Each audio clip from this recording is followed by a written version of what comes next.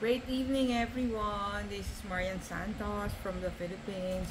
So, share ko lang po sa inyo our book sale haul in SM Manila. So, we went to Binondo or Chinatown, but we can't find parking space in Quiapo. So, yun, we went to SM Manila to park our car and just take a jeep to reach Binondo.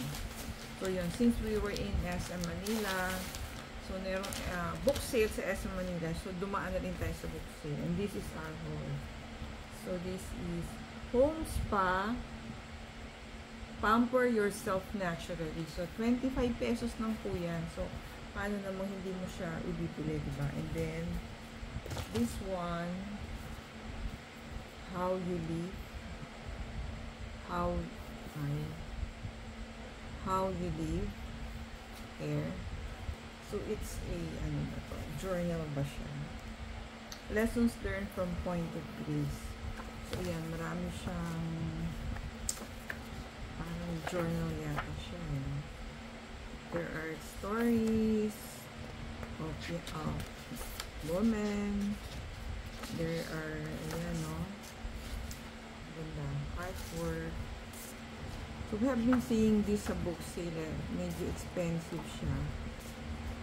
So, hindi natin siya binibili. But, we saw it at 35. So, hindi pa tayo sure if we have this book na. But, in case we have now, we will just use this for our scrapbook. Kaya, magkupitin natin yung mga saying.